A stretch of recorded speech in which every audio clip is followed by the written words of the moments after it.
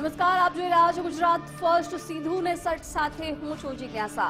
સિંધુ ને સટમાં આજે બે મહત્વના મુદ્દાઓની વાત કરીશું, જેમાં સૌથી પહેલા વાત કરવી છે ખનીજમાં ખેલ, તંત્ર પાસ કે ફેલ. કારણ કે ખનીજ માફિયાઓ બેફામ બન્યા છે અને તંત્ર કોઈ કાર્યવાહી કદાચ નથી કરી રહ્યું. ક્યાંક કાર્યવાહી કરાઈ છે, ક્યાંક નથી કરાઈ. અને બીજો મુદ્દો રહેશે ચૈતર વસાવા અંતે જેલમુક્ત થઈ રહ્યા છે. નવરાત્રિના પ્રથમ દિવસે એમના જામીન મંજૂર થયા છે અને ચૈતર વસાવા છે આજે જેલમુક્ત થઈ રહ્યા છે. આ બંને મુદ્દાની વાત આજે સિંધુ ને સટમાં કરીશું. સૌથી પહેલા ખનીજમાં જે ખેલ ચાલી રહ્યો છે અને તંત્ર પાસ કે ફેલ એની વાત કરવાની છે. કારણ કે ભૂતકાળમાં પણ ખનીજ માફિયાઓ બેફામ બન્યા. ખનીજ ચોરી કરવામાં આવી ત્યારે કાર્યવાહી કરવામાં આવી હતી. પાટણ, ભાવનગરમાં કાર્યવાહી કરી હતી, પરંતુ તેમ છતાં ખનીજ માફિયાઓ આટલેથી અટક્યા નથી. આજે વધુ એક વખત શેત્રુંજી નદીમાંથી જે પ્રકારે બેફામ ખનીજ ચોરી કરવામાં આવી રહી છે તેને લઈને આવેદનપત્ર આપવામાં આવ્યું છે. તમામ લોકો એકઠા થઈ અને આ ખનીજ ચોરી અટકાવવામાં આવે તે માટે થઈને કલેક્ટરને આવેદનપત્ર આપ્યું છે, માંગ કરવામાં આવી છે. જોવાનું એ રહેશે કે આટલું આવેદનપત્ર આપ્યા પછી પણ શું કાર્યવાહી કરવામાં આવે છે કે કેમ. બીજી તરફ વાત ચૈતર વસાવાની કરીશું, કારણ કે ડેડિયાપાડાના આમ આદમી પાર્ટીના ધારાસભ્ય છે અને થોડાક મહિનાઓ અગાઉ જ્યારે મારામારીના કેસમાં એમની ધરપકડ કરવામાં આવી હતી ત્યારથી તેઓ વડોદરાની સેન્ટ્રલ જેલમાં બંધ હતા. પરંતુ હવે નવરાત્રિના પ્રથમ દિવસે તેમના જામીન મંજૂર થયા છે ત્યારે હવે આમ આદમી પાર્ટી ફરી એક્ટિવ થશે. આપના નેતાઓની પણ પ્રતિક્રિયા સામે આવી છે અને તેમણે કહ્યું છે કે હવે ફરી એક વખત અમે આ પ્રકારે લોકોની વચ્ચે જઈશું અને પરિવર્તનની લડાઈ અમે ચાલુ રાખીશું તેવું જણાવ્યું છે. પરંતુ આ બધાની વચ્ચે સવાલ ખનીજ માફિયાઓને લઈને પણ ઉઠી રહ્યો છે કે ક્યાંક તંત્રની રહેમ નજર હેઠળ છે. કારણ કે કેટલાક દ્રશ્યો એવા પણ સામે આવ્યા હતા કે જ્યાં અધિકારીઓ છે એ પોતે ખનીજ માફિયાના ઘરે જાય છે અને ભોજન લે છે. સૌથી પહેલા તો અલગ અલગ દ્રશ્યો તમે જોઈ લો, જ્યાં આવેદનપત્ર આપવામાં આવ્યું છે કલેક્ટરને ખનીજ ચોરીને લઈને. 22/9/2025 આજના જ આ દ્રશ્યો છે. કારણ કે 11 દિવસમાં 5 કેસ સામે આવ્યા છે. પાછલા 11 દિવસની જ આ વાત છે કે ખનીજ માફિયાઓ બેફામ બન્યા છે. ક્યાંક પોલીસે કાર્યવાહી કરી પણ છે, એવું નથી કે પોલીસે કાર્યવાહી નથી કરી. પાટણમાં કાર્યવાહી કરવામાં આવી છે, ભાવનગરમાં પણ કાર્યવાહી કરવામાં આવી છે. પરંતુ આજે અમરેલીમાં ગ્રામજનોએ રોષ ઠાલવ્યો હતો, કારણ કે શેત્રુંજી નદીમાં પાછલા કેટલાક સમયથી બેફામ ખનીજ ચોરી થઈ રહી છે અને જેને લઈ લોકોએ રોષ વ્યક્ત કર્યો. ગામ લોકો એકઠા થયા અને આ ખનીજ ચોરી અટકાવવાની માંગ સાથે આજે કલેક્ટરને આવેદનપત્ર પાઠવવામાં આવ્યું છે. બીજા દ્રશ્યો બનાસકાંઠાના છે, જરા તમને વિચલિત કરી શકે છે. સરકારી વાહન છે, અધિકારીઓ આ ગાડીમાં છે અને વિડીયો જે વાયરલ થયો છે તેમાં સરકારી ગાડીમાં ભૂમાફિયાના ઘરે અધિકારીઓ જમવા ગયા હતા. એટલે વિચાર કરો કે કેટલી સાંઠગાંઠ હોઈ શકે છે. સવાલો અનેક આ વિડીયો પરથી ઉઠી રહ્યા છે. સરકારી વાહન, અધિકારીઓ ભૂમાફિયાના ઘરે જઈને ભોજન લે છે, એટલે શું તંત્રની અહીં રહેમ નજર હેઠળ શું આ બધું થઈ રહ્યું છે? એ બનાસકાંઠાના આ દ્રશ્યો પરથી આપણને સવાલ થઈ રહ્યો છે. બીજી તરફ સુરેન્દ્રનગરની વાત કરીએ તો ગેરકાયદે ખનીજ ચોરી ઝડપાઈ હતી, જે મામલે કાર્યવાહી કરવામાં આવી હતી. પરંતુ 18 સપ્ટેમ્બરે પણ પાટણમાં જ્યારે ખનીજ ચોરી ઝડપાઈ હતી ત્યારે તંત્રએ કાર્યવાહી કરી હતી. ભાવનગરમાં પણ ખનીજ ચોરી ઝડપાઈ હતી. 3 જેટલા આરોપીઓને ઝડપી પાડવામાં આવ્યા હતા. એટલે કે 11 દિવસની અંદર જ 5 અલગ અલગ શહેરોમાં આ પ્રકારે ખનીજ ચોરીનો મામલો સામે આવ્યો છે. 3 જગ્યાએ કાર્યવાહી કરી પણ હતી. પરંતુ બનાસકાંઠાના દ્રશ્યો કે સરકારી વાહન, એમાં બેઠેલા અધિકારીઓ ખનીજ માફિયાના ઘરે જઈને ભોજન લે છે, એટલે સ્વાભાવિક સવાલ ઉઠી રહ્યા છે કે શું આમાં તંત્રની રહેમ નજર હેઠળ આ બધું થઈ રહ્યું છે અથવા છૂટો દોર ખનીજ માફિયાઓને મળી ગયો છે? એમને કોઈ રોકવા વાળું નથી, ટોકવા વાળું નથી. શું ત્યાં સીધા જ પૈસા પહોંચાડવામાં આવી રહ્યા છે, હપ્તો પહોંચાડવામાં આવી રહ્યો છે? આ બધા સવાલો છે. પરંતુ આજે જે ગામ લોકોએ એકઠા થઈ અને રોષ વ્યક્ત કર્યો છે, આવેદનપત્ર પાઠવ્યું છે, એમનું કહેવું છે કે ખેડૂતોએ ખેતરમાં જવાના માર્ગે, વાડીએ જવાના માર્ગે સતત આ ખનન થઈ રહ્યું છે, ચોરી થઈ રહી છે ખનીજની, જેના કારણે રસ્તાઓ અત્યંત બિસ્માર બન્યા છે અને લોકો માટે ત્યાંથી પસાર થવું પણ મુશ્કેલ બન્યું છે. જે મામલે કાર્યવાહી કરવામાં આવે એવી માંગ સાથે આજે આવેદનપત્ર પાઠવવામાં આવ્યું.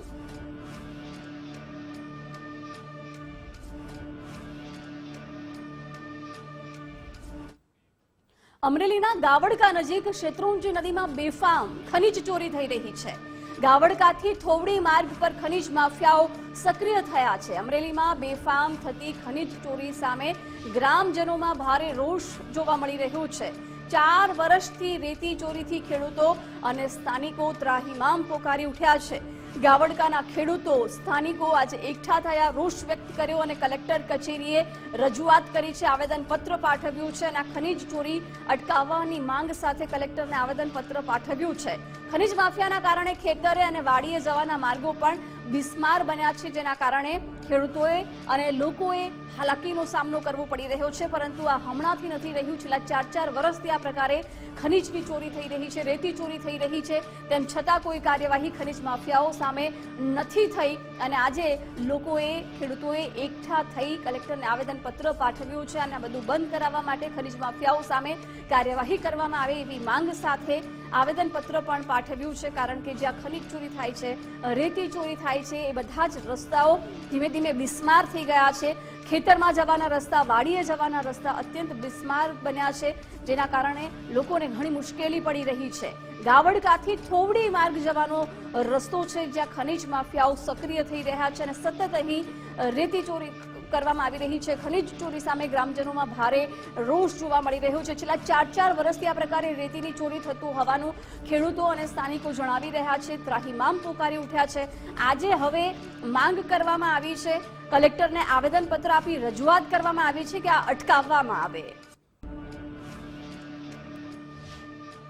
કલેક્ટર સાહેબને અરજી એવી દેવા આવ્યા છીએ અમે લોકો કે ઘણા સમયથી ભૂમાફિયાઓ શેત્રુંજી નદીમાં રેતી ચોરી કરી અને ગાવડકાથી થોવડી માર્ગ ઉપર સ્ટોક કરે છે, જેના કારણે ગાડાવાળાને, ટુ વ્હીલવાળાને કે ટ્રેક્ટરવાળાને વાડીએ જવામાં કે આવવામાં કે કોઈ પણ વસ્તુ લઈ જવામાં કે લાવવામાં બહુ તકલીફ ઊભી થાય છે, જેના કારણે સાહેબને આ વિશે કાંક આગળ કામગીરી વધારવા નમ્ર વિનંતી। તો અમરેલીના ગાવડકા નજીક શેત્રુંજી નદીમાં બેફામ ખનીજ ચોરી થઈ રહી છે, એ પણ હમણાં થોડા દિવસોથી નહીં પરંતુ છેલ્લા 4 વર્ષથી આ જ પ્રકારે ખનીજ માફિયાઓ બેફામ બન્યા હોવાનું ખેડૂતો અને ગ્રામ લોકોનું કહેવું છે। ખાસ તો ગાવડકાથી થોવડી માર્ગ પર ખનીજ માફિયાઓ સક્રિય થયા છે અને બેફામ ખનીજ ચોરી સામે ગ્રામજનોએ રોષ વ્યક્ત કર્યો છે। 4 વર્ષથી રેતી ચોરીથી ખેડૂતો અને સ્થાનિકો પણ ત્રાહિમામ પોકારી ઉઠ્યા છે। ન્યૂઝરૂમથી મારા સહયોગી ઉમંગ જોડાઈ ગયા છે। ઉમંગ, ખનીજ ચોરીના મામલા 11 દિવસની અંદર 5 અલગ બનાવો સામે આવ્યા, કેટલાક દ્રશ્યો સવાલો ઉભા કરે છે। અધિકારીઓ ખનીજ માફિયાના ઘરે જમવા માટે જાય છે તો ક્યાંક 4 વર્ષથી આ બધું થઈ રહ્યું છે, કોઈ કાર્યવાહી નથી થઈ રહી। બિલકુલ, તમે જુઓ કે ગુજરાતની અંદર નદીઓ આવેલી છે, નદીઓમાં મોટા ભાગની નદીઓમાં ખનન ચોરી થવું એ સામાન્ય બાબત થઈ ગઈ છે। અનેક વખત રજૂઆતો, અનેક ડમ્પરો પકડાયા, ખાણ ખનીજ વિભાગ ઘણી વખત તો એવા પણ કિસ્સા સામે આવ્યા છે કે ખનન માફિયાઓ ખાણ ખનીજના વિભાગના અધિકારી જે તે જિલ્લા અથવા તો ગાંધીનગરથી નીકળે તો પણ તેમનો પીછો પણ કરતા હોય છે। વોટ્સઅપ ગ્રુપની ચેટની અંદર પણ આ લોકોનો પીછો થઈ રહ્યા હોય, વોઇસ મેસેજ પણ જતા હોય છે કે આ ચોકડીએ પહોંચે, અહીંથી ડમ્પર કાઢો, અહીંથી આમ કાઢો, તેમ કાઢો। તેમ છતાં પણ કાર્યવાહી ઘણી બધી થાય છે, પણ ખનન માફિયાઓ એ હદ વટી ગયા છે કે કોઈ પણ જગ્યા બાકી નથી રાખી કે જ્યાંથી રેતી ખનન હોય કે પછી માટી ખનન હોય બંધ કર્યું હોય। ઘણી બધી એવી નદીઓ છે ને અમરેલીના જે વાત આવી તો ગામ લોકો જાગૃતતાના હેઠળ આવ્યા, એમને ખબર પડી કે ભાઈ આ ખૂબ જ વધારે વધી ગયું છે અને એને લઈને જ આવેદનપત્ર આપવામાં આવ્યું, કાર્યવાહી પણ કરવામાં આવી અને પરિસ્થિતિ તમે જો ડમ્પરનું જે પણ એની કેપેસિટી હોય છે એનાથી 1.5 ગણું વજન લઈ અને ડમ્પર છે રસ્તા ઉપર ચાલતા હોય છે અને ગ્રામ પંચાયતના રસ્તા છે એટલું વજન ખમી શકે તે પ્રકારના બનાવવામાં નથી આવતા। સિંગલ પટ્ટી રોડ હોય છે ને એના જ કારણે રોડ રસ્તા ખરાબ થઈ જાય છે, કાંકરાવાળા થઈ જાય છે। બીજી જિજ્ઞાસા મોટી વાત છે કે ડમ્પર જ્યારે રસ્તા ઉપરથી નીકળે એટલે અસહ્ય ધૂળ ઉડતી હોય છે, જેના કારણે શ્વાસોશ્વાસની બીમારી, આંખોની બીમારી, સ્વાસ્થ્યની બીમારી એટલે બધી જ રીતનું જોખમ સંકળાયેલું છે। એવું પણ નથી કે ખાણ ખનીજ વિભાગને આ બધી બાબતો જ્યાં જ્યાં ખનન થઈ રહ્યું છે, જ્યાં જ્યાં જગ્યાએથી રેતી માટી ચોરાયેલી છે ખબર ન હોય, લગભગ 99% એવી જગ્યા છે કે ખાણ ખનીજ વિભાગના અધિકારીઓને ખબર છે કે આ ડમ્પર ક્યાંથી નીકળશે, ક્યારે નીકળશે, કેવી રીતે માટી ભરાશે અને ક્યાંથી માટી ભરાશે, આ બધું ખબર હોવા છતાં પણ ક્યાંક ઢીલી નીતિ છે રાખવામાં આવે છે અને એનું કારણ છે કે ગુજરાતના મોટા ભાગના વિસ્તારોમાં ખાસ કરી ગ્રામ પંચાયતના જે ખરાબા હોય, પડતર જગ્યા હોય, ત્યાં આગળ પણ ખનન માફિયાઓ બેફામ બન્યા છે અને ઊંડા ખાડા કરી નાખ્યા છે. 2 માળ ઊંડા ખાડા થઈ જવાના કારણે ત્યાંના ખેડૂતોને પારાવાર મુશ્કેલી, ગ્રામજનોને મુશ્કેલી પડી રહી છે અને એટલા માટે જ અમરેલીની આ જે ઘટના સામે આવી, જો ગુજરાતની અંદર તપાસ કરવામાં આવે તો લગભગ હું માનું છું ખૂણે અને ખાંચરેથી ખનન માફિયાઓ પકડાય એવી પરિસ્થિતિ હાલ ગુજરાતની છે. અને કાર્યવાહી જે થઈ રહી છે, કોઈ એવી કાર્યવાહી આપણે જોઈએ છે કે ઘણા બધા કિસ્સામાં સરકાર અથવા તો જે તે સંલગ્ન વિભાગ હોય છે એ ઉદાહરણ રૂપ છે એ કાર્યવાહી કરતું હોય છે. આ દિશામાં જો આપણે જોઈએ તો ખાણ ખનીજ વિભાગની અંદર જે પણ ડમ્પરો પકડાય કે ખનન માફિયાઓ પકડાય એના ઉપર એ પ્રકારે કાર્યવાહી નથી થઈ, ઉદાહરણ રૂપ કાર્યવાહી નથી થતી ને એના કારણે જ હજી ખનન માફિયાઓ છે બેફામ બની રહ્યા છે, અમરેલીની ઘટના હોય કે પછી અન્ય કોઈ જગ્યાની. જી બિલકુલ, પણ ઉમંગ સવાલો પણ ઉઠી રહ્યા છે કે જ્યારે આ પ્રકારની ઘટના સામે આવે છે ત્યારે ક્યાંક દેખાડા પૂરતી પણ કાર્યવાહી થતી હોય છે. જેમ કે પાટણ અને ભાવનગરમાં કાર્યવાહી કરી છે, આરોપીઓને પકડી પાડ્યા છે, પરંતુ થોડા સમય પછી ફરીથી ખનીજ માફિયાઓ એ જ પ્રકારે ખનીજ ચોરી ચાલુ કરી દે છે. બિલકુલ, તમે જુઓ કે આપણે બધાને ખબર છે કે કેફી પીણું મળવું ગુજરાતની અંદર કે અમદાવાદ, ગાંધીનગર કોઈ પણ જગ્યાએ એ અજુગતું નથી લાગતું.